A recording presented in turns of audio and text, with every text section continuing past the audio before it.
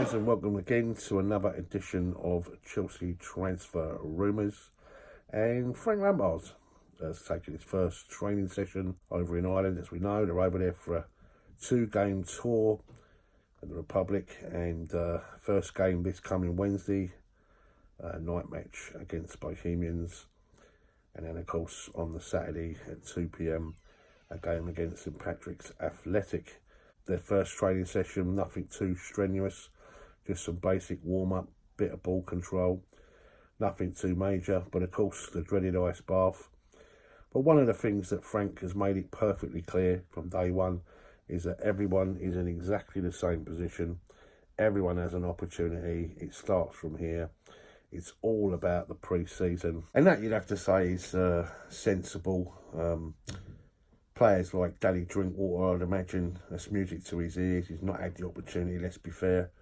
So to have that chance all over again, to be able to show what you can do from day one, and there's no prejudging going on prior, that's exactly what you want, exactly what you want to hear. And that, I would say, goes for all the loan players like Kennedy and Zuma and Michy Batshuayi, and of course players like Timmy Bakayoko.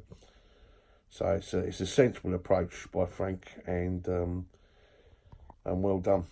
Okay then, other news then, and Ruben Loftus-Cheek has indeed signed a 5-year deal, taking him to 2024 with Chelsea, rumoured to be around about £150,000 a week. It's a cracking contract for Ruben, and it's on the Chelsea website, so the deal is done. Hopefully, we're likely to see Callum Hudson-Odoi follow suit. His deal is rumoured to be same length of time, 5 years, but around about £100,000 a week. Ruben made the comments, "I'm really happy and pleased that I get to stay here for another 5 years. It's a place where I've grown up playing, and hopefully I'll be here for a lot longer. At 8 or 9, you don't know how long you're going to be around. You just want to play football with your friends. When I look back and see how all the hard work has paid off, it's a good feeling. 72 appearances he's made for us as a club, 12 goals. It's a class act, and I think most of us will be absolutely buzzing with the news that he signed the deal, and that is one good job done. Okay, one going out the other way then, and one that we touched in yesterday's video. We said that Atletico Madrid were preparing to make a bid. Well, it's on the Chelsea website that both clubs have agreed a fee, and it's expected to be around £58 million, which is not a bad deal for Chelsea, because it's about 7 mil shy of what we paid Real Madrid for the striker. But he's now no longer a Chelsea player. He won't be returning. He is the property of Atletico Madrid. And that's good news. Good news. More money into the coppers. As I say, with the money we got for Eden Hazard and the 2 other departures, plus obviously Morata, that's close now to £200 million now in the bank. I said I felt we'd probably have around 253, perhaps even 300 million, plus with the money that we can spend. When the next transfer window's open, we've got absolutely bags of cash that we can go and improve. But let's just see what happens. But yeah, Vera Morata is no longer at Chelsea, and good luck to him, I guess. And of course, that brings it down, as far as strikers are concerned, to the 3 that we have, where I'd imagine it will probably stay. I would imagine we'll probably bring Michy Batshuayi back off his loan spell, certainly Sammy Abraham, and of course Olivier Giroud. It's interesting too how everyone seems to be having their opinions on who should play and what players should be centralised around Frank's thinking, etc. And Paul Merson, who, okay, is a former Arsenal player, but he is a Chelsea supporter, has had his opinion on Mateo Kovacic, saying that, let's face facts, had we been able to buy players in this window and there was no embargo, we would never have entered into buying him for £40 million. And he also said that we need to throw an air of caution around playing too many youth players. Yes, blood them in, but not en masse. And he gave the examples, and if I just look here, he said, for example, would you play Abraham over Giroud? Is that the sensible thing to do? Would you play Reece James over Aspilicueta? Tomori over Emerson? The point he's trying to make is, in his words, that he believes that if we blood too many in, we'll go from top 4 to mid-table. Do you agree with him? You think that's correct, or do you think throwing caution to the wind, it wouldn't be the sensible thing to do? I'll give you an idea, actually. Funny enough, I was just making a team full of youngsters based around the absolute quality and class that we do have.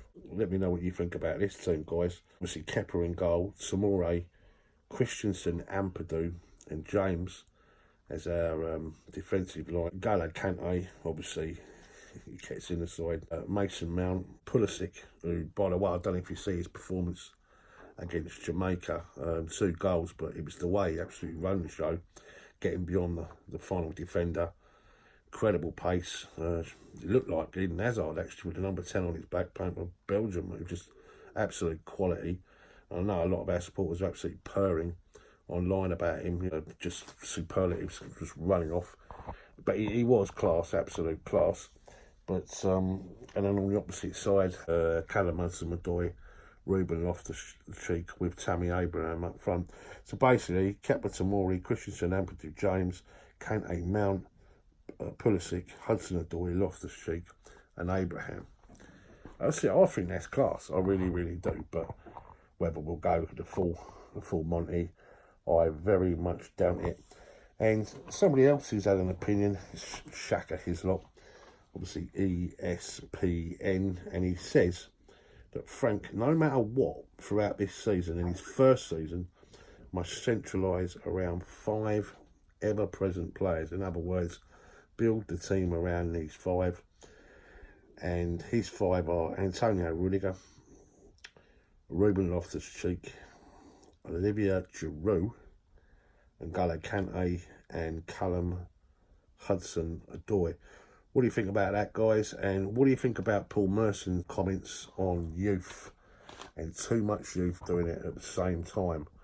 Let us know, as I say, what you think down below. And that team that I put together, what do you think about that one?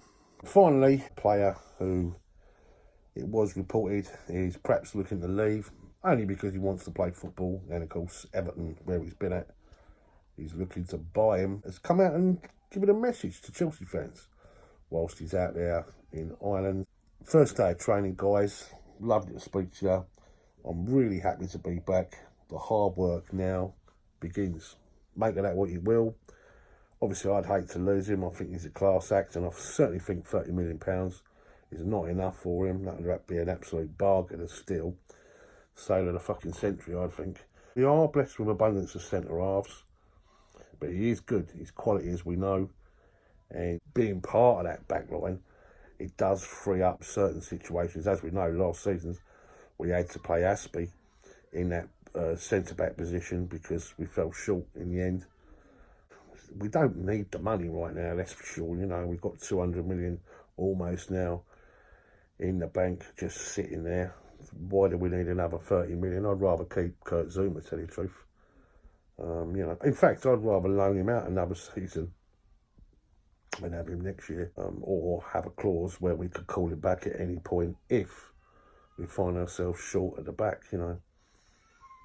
That way he gets what he wants, and then we get what we want. We get the security, and he still, I guess, gets to play football, which is the bottom line. He does want to play football, but yeah, it's nice for him to take the trouble to give out a message, etc. Well, there you go, guys. That's pretty much it.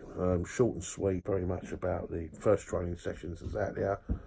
News about Alvaro Morata, he's gone, and obviously news about Ruben Loftus-Cheek. So it's all positive by the looks of it. It seems as though things are starting to get done now, bit by bit.